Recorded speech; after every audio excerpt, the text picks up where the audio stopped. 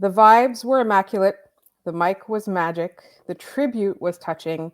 Everything about the home opener coming up next.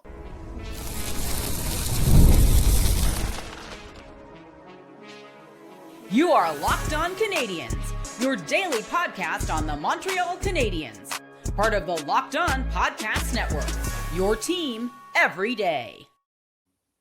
Hi there, everyone, and welcome to another episode of Locked On Canadiens. I want to thank you all for making us your first listen of the day. As you know, we're free and available wherever you get your podcasts, as well as on YouTube. As part of the Locked On Podcast Network, where you get your team every day. And today's episode is brought to you by FanDuel. Download the FanDuel app now by visiting FanDuel.com and win $300 in bonus bets if your first $5 bet wins. My name is Laura Saba, also known as The Active Stick, and I'm joined, as always, by my wonderful co-host, Ian Boisvert, also known as Maybe It's Ian. Ian, a few days ago, we weren't even sure that you were going to be able to watch that game, but boy, did you get one for the ages. Let's talk about our feelings. We're going to talk a little bit more about, who really rose up in that game, who carried that game. And we're going to talk a little bit later in the show as well about how the Canadiens can improve their penalty kill. Ian, let's start with your first impressions of that game. Well, I think it starts with the Ken Dryden tribute, right? It starts... there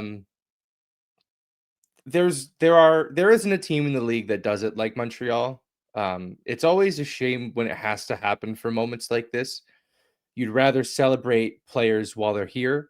Obviously, Ken Dryden was celebrated throughout his life in Montreal. He's a legend among legends. But seeing his mask, which always, is over my shoulder here on the show, sitting on the back of the net, on the top of the net, at the end of the tribute was, I think, a very fitting tribute for Ken Dryden. So very emotional. It would have been easy to expect the Canadiens to, after that, and then their pregame festivities for their home opener, to come out flat. But I thought the first period was their best period. I think we can kind of put to bed the idea that these teams are sleepy coming out of these ceremonies. No, the Canadiens were fired up coming out of that, and reasonably so. There was a lot to feel excited about. There was a lot of energy in the Bell Center. You can't beat it. Yeah, absolutely. Real quick, what did you think of the intros when the players got to pick their own songs? I'm not going to put you on the spot and say what's your walkout song, but I am going to put the listeners on the spot. I'd like you guys to tell us in the comments and on our socials if you could choose your walkout song, if you were a Montreal Canadiens player, which one you would choose. But what was your thought about, a team and a franchise such as this allowing their players to show more and more personality as time goes on? I think it's great. I think that moment is for those players, right? In a sport like hockey, where individualism is kind of shunned in a sense, to give a player that sort of moment to, this is about you. We are introducing you. You've earned this moment to call yourself a Montreal Canadien and skate out to center ice at the Bell Center. Cole Caulfield skating out to dire straits ruled. Him having an incredible game on top of that only made me feel better about it. Arbor not skating out to X Gonna Give It To You. He picked a Monday. Someone posted that he picked a Monday Night Raw theme from the early 2000s. I'm yeah, that's also on brand. It's fine. But I like it. Yeah, I like it. I like, let's see more of these guys' personalities. We love, ever since really Chantal took over for communications, we're starting to see more of these guys and that side of them. I think this is great. I hope that they do this every year moving forward. It's a nice modern touch on how they can introduce their players coming out into the game. And speaking of modernity, a little bit later in the show, we are going to touch on the contracts that were extended for Jeff Gorton and Kent Hughes. But let's continue on with that game. I honestly, I don't want to talk too much about the officiating, but I think overall the rhythm of the game was very off. I think part of it has to do with the style that the Seattle Kraken play. You have to admit that Jared McCann had a phenomenal game for their team. I feel like every year maybe they come up with a new Habs killer. Last year it was Montour. Now it's McCann. Yeah. At least McCann kind of makes sense. Brandon Montour is a defenseman who scored 8 points against Montreal in 2 games last year. It's not fair. It's voodoo. So I did feel like the rhythm of the game was off, but I think ultimately the Montreal Canadiens were the better team. in terms of just generating chances. I think generating high danger chances. I think like the way that Seattle plays, while not pretty, is very effective against teams like Montreal. But what I was really encouraged by is that Montreal found ways around those obstacles. Yeah, I think, you know, Seattle got a lot of their goals, practically all of their goals from shots from deep that found their way to the front of the net. There was the Alexiak goal through traffic. There was the go-ahead goal late in the third period or midway through the third period that was you know, it was a shot from the point that got blocked and a guy was just found wide open with the puck. Like it just seemed like they were getting bounces, and credit to Montreal, like that didn't deter them. Montreal had to work pretty hard to get their offense because they got it from pretty high danger spots on the ice. One stat line that I'm taking away from this, we are not talking enough about the Bolduc Doc Gallagher line.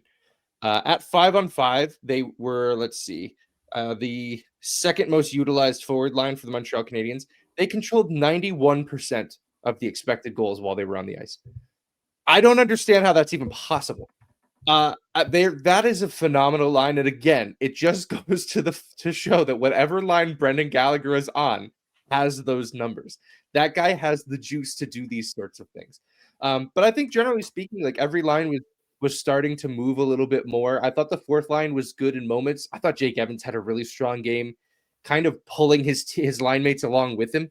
Obviously the Demidov, Newhook, and Kapanen line had a fantastic game. They scored the game's first goal, and obviously Demidov ties it late on the power play.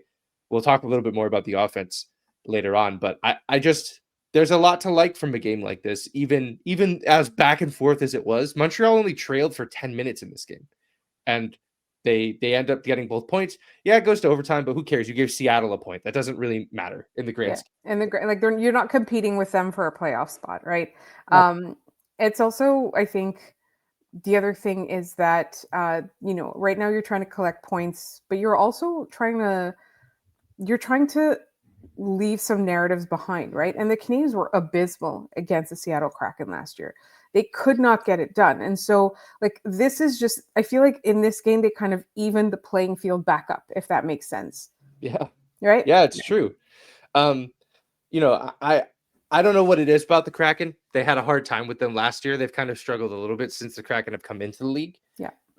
But to get this win, to not fold when they got scored on by McCann late midway through the third period, and to come back out with that power play.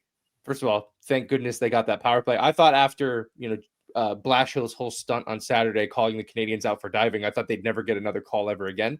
Also, like, the Canadiens did not dive. The Chicago Blackhawks played like kindergartners. No, did you know that the Canadiens dove and that's why they flipped the puck over the glass? And did you know the Canadiens dove and that's why Connor Bedard shot the puck at Carrier's jockstrap? Did you know the Canadiens dove and that's why those penalties happened? It's like, you missed me with that. Like, you guys took 10 penalties. If it was like one or two here and there, I'd be like, fine. You guys took 10 penalties. It's whatever. I'm not entertaining this. Yes. And so I think, like, we are going to talk a little bit more about the penalty kill itself. We're going to talk about the offense. We also want to touch on the contracts that Jeff Gorton and Ken Hughes sign. But I think it is the time of the episode, Scott, where we bring out Scott. I just called you Scott. Oh no. So you yes, it is the invented mic. this. It doesn't matter. You put the mic meter. I'm satiated now. You came up with the mic meter, and I credited someone else for it. It's just on my mind because like Scott is incessantly sending us memes. Yeah, and he's things. memeing it up right now. He's in peak. He is in mid-season form. If Yeah. no one Scott else is in this posting. group chat except that he is Scott posting like you would not believe.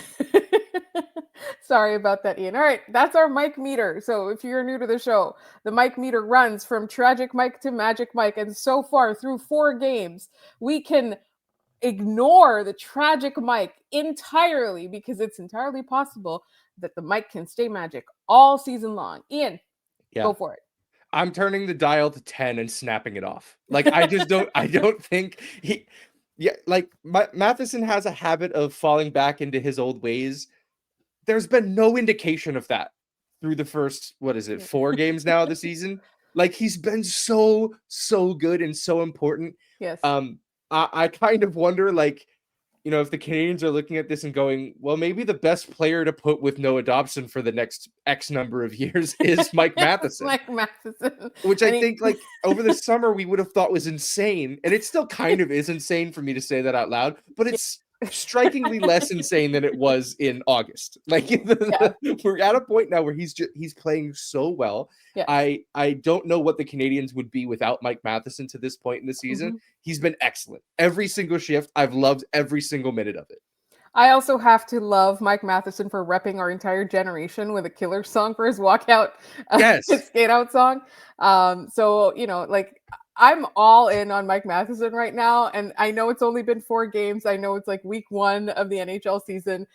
Maybe, in at the end of December, if we're still having this conversation, maybe the Canadiens should re-sign him. All right. We got to get to who really rose up in that game, and we want to talk about those contracts as well. That's all coming up in just one moment here on Locked On Canadiens.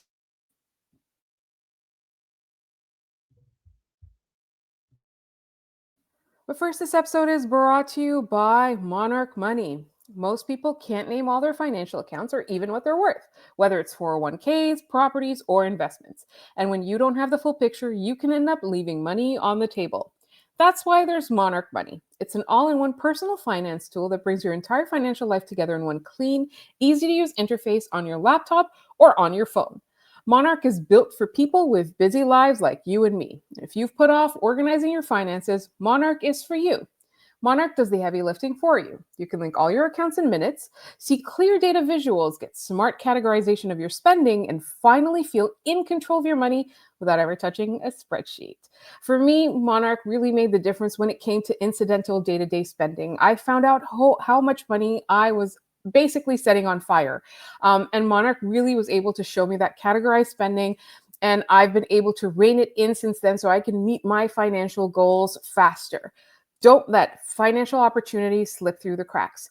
Use code LOCKEDONNHL at monarchmoney.com in your browser for half off your first year. That's 50% off your first year at monarchmoney.com in your browser with code LOCKEDONNHL.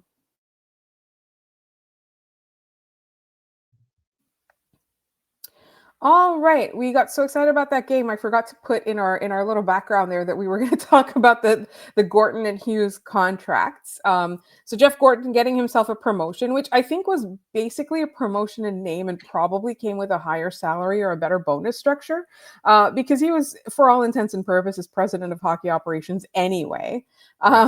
So he got himself a promotion, and Kent Hughes and Jeff Gorton have both been extended by Jeff Molson.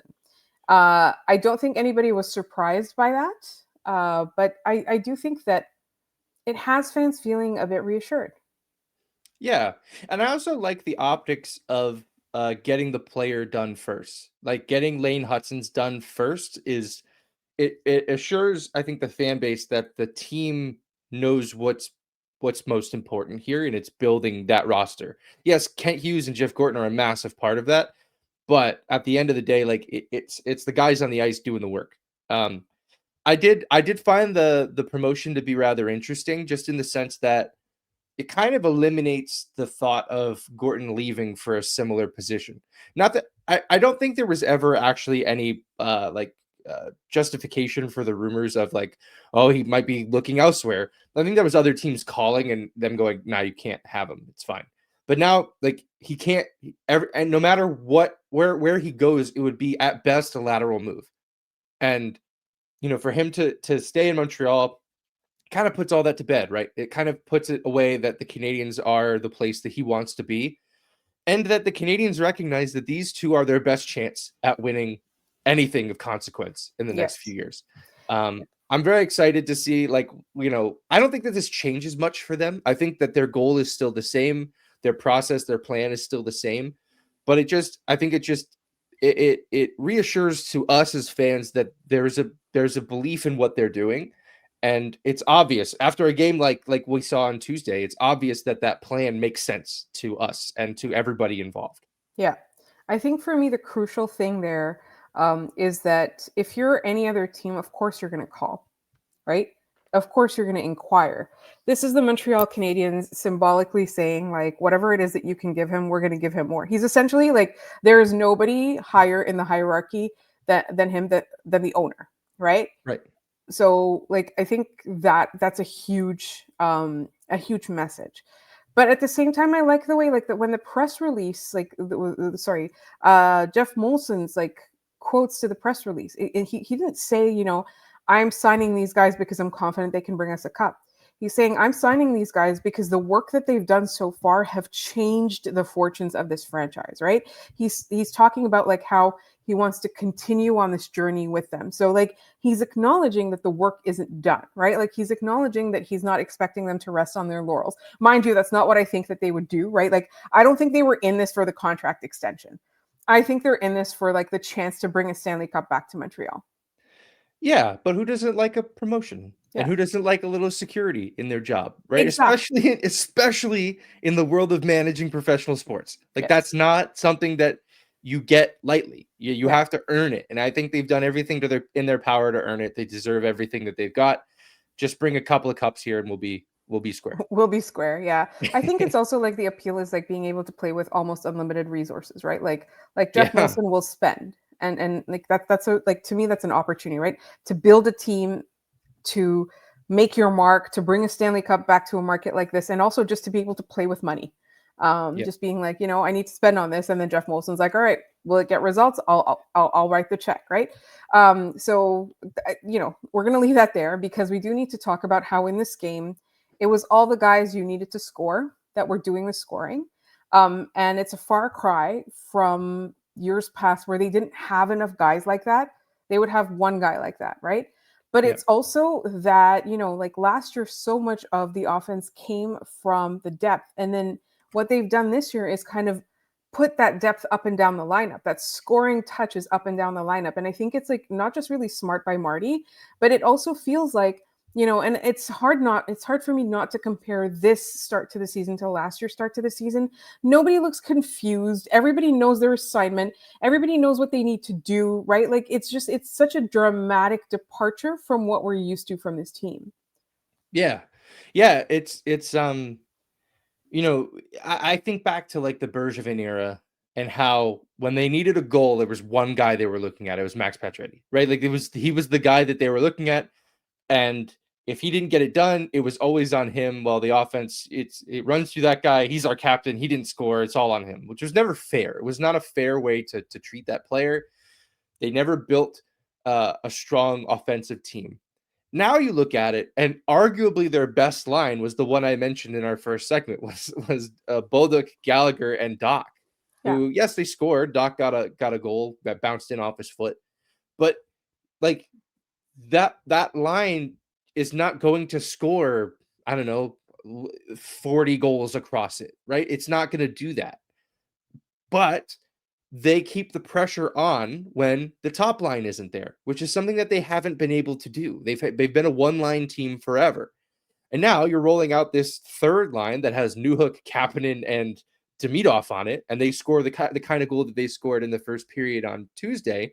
And all of a sudden, it all starts to make sense. The way that they've built this and the way that they deploy them, it makes sense that Marty was looking for balance. It makes sense that the power play units, the way they're built, he's looking for balance. It would be easy to load up one line, right? To just throw everybody onto one power play unit and just say, well, that's it. But they've got two. Think of the tying goal that they scored, Demidov on the second unit. Do they score that goal if Demidov is on the top unit? I don't know that they do. Yeah, you're right. So like I think that all of this is in the name of balance. And it's a balance that the Canadiens have had to figure out how to make it work. And they've only now been able to make it work because they have the horses to do it. Yeah, I was gonna They say they didn't have the always do that. weapons. Yeah. Yeah, exactly. Yeah. And they've And got the complementary players, like the supporting yeah. guys, like your Brendan Gallagher, right? Like he's a key guy there. Your Jake Evans, he's a key guy in that. Yeah, I really liked Evans' game tonight. I know the rest of his line at 5-on-5 isn't really pulling their weight right now, but every time I saw Jake Evans, he was doing Mhm. something positive with the puck. I really enjoy watching him play, like not penalty kill. Penalty kill is fine. We'll talk about that in the next segment. But I love watching Jake Evans play like an offensive role because he actually he has the brain to play offensively. It's just doesn't have the oftentimes hands. he doesn't have the hands, and he oftentimes doesn't have the line mates that are complementary to that. That's why I'm kind of hopeful still that maybe him and Line A can work something out and play more offensively. But I just really love watching Jake Evans play hockey, and I'm so glad he did not leave at the deadline last year. I need to say one more name real quick before we move on. Alex Newhook. Yeah. I mean, his speed is what created the first goal of the game. Yes, Demidov had great vision, but Newhook's speed is what allows that play to develop. He's the first one in on the back post. This is why I like the idea of that line, because Newhook can play with speed and Demidov can get him the puck in that speed. Yeah. I joked about Gallagher on the power play picking up a lot of very silly assists by just bumping the puck to Demidov and letting him do whatever. Newhook's going to get a lot of goals that look like that just by virtue of going to the net, I think. And that's great for him. If he continues to do that and can carve out a role for himself in doing so, we're in really good hands. Yeah, absolutely. All right. Up next, we're going to talk about we're not crapping on the penalty kill. We're saying that the Montreal Canadiens can enhance it, and we're going to talk about how up next.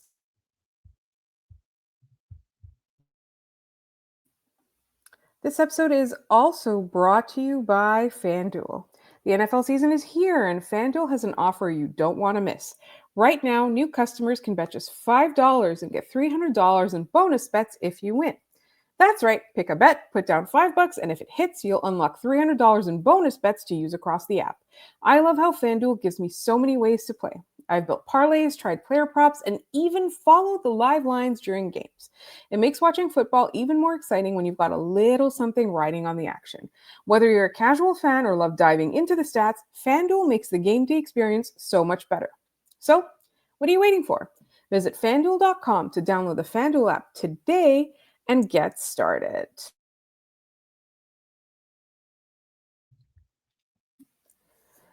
All right, so in the first game against Toronto, we saw the Montreal Canadiens have an effective, aggressive penalty kill. In the 3 games since then, it's kind of faded a little bit. We're not saying that it's terrible. We're saying that it's too passive. Would you agree? Yeah, I would. Especially, I think, in immediate relation to the Seattle Kraken, who, when they didn't have the puck, their whole reason behind what they do is to try to get it back. And by doing that, they're just on top of you the entire time. I found that the Canadiens had very little time and space to do anything. I think the Kraken coming into the game said that, the toughest thing about playing a team like Montreal is their speed. And I think Seattle showed that they can keep up with a team like Montreal just by staying on top of them and covering them. On the penalty kill, though, I just find that their whole thing right now is just waiting for the other team to make a mistake and just knocking the puck down the ice. And I find that if you're experimenting with the idea of having a guy like Alex Newhook on there, that's kind of not using that unit to its full capability. You should, if you're Alex Newhook and the puck goes to the point, you should be trying to make a mess out of whatever that guy's doing.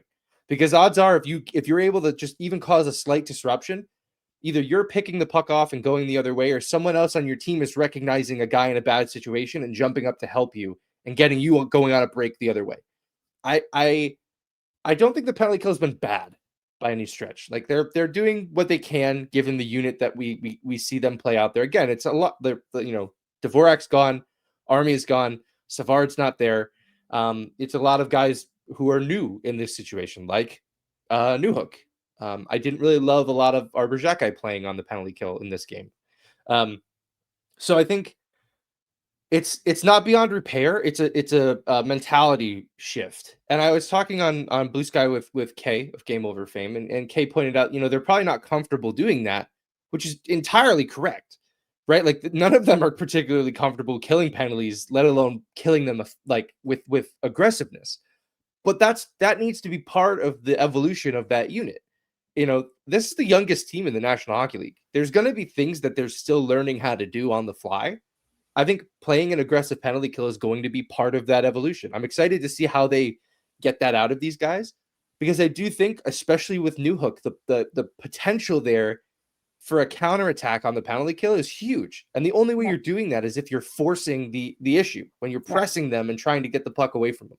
I think that's true for Oliver Kapanen as well. Like, I think he could be very effective like that. We saw it in game 1. He scored a shorty. Yes, it was a Toronto mistake, but he was there to capitalize, and he has the offensive chops to pull it off. Yeah, and they were able to capitalize because they were on top of them, right? They were in their faces, they were in the way, and that's what we want to see more of. So again, this isn't a criticism of the power play, the penalty kill overall. It's just that, like, you know, as time goes on, the Montreal Canadiens are going to have to separate themselves, not just from, you know, your Buffaloes, your Detroits, and all of that in order to get into the playoffs. As time goes on and you want them to be a contender, they're going to have to separate themselves from even good teams. And I think that this gives them an advantage because they've got so many positives up and down the lineup. They've got so many positives elsewhere. So that's really something that I do want them to work on.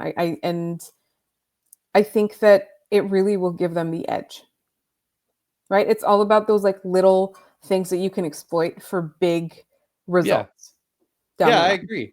And that's, you know, that's what so much of this comes down to. So much of, you know, game planning against another team is keying in on a weakness and exploiting it. I find that a weakness that I think is universal is that guys don't do so well when they're under pressure, when you're pressing them. The challenge is that, you know, they're afraid of, well, if I miss, and that creates an odd man opportunity down low. If you're on the penalty kill, there already is an odd man opportunity down low. If you're taking away the one guy at the point and putting just focus on one guy at a time, right? Like that's what I mean by an evolution of this. It doesn't mean that they're going full court press on the next penalty kill and everybody's just attacking everybody. It means maybe you pick your spots and you find maybe the weakest link on that penalty kill and you focus on that. And when they have the puck, you're a dog on a bone and you're going after it.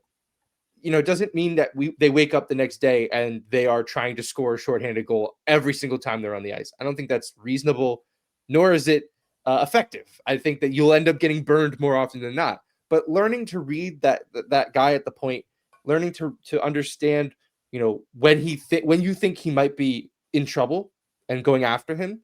You know, it's like watch people try to defend Lane Hutson when he's at the point. They think he's in trouble all the time, and he's not because he's an elite guy. There aren't a lot of guys like Lane Hutson, though. Like, there are guys that you'll be able to attack.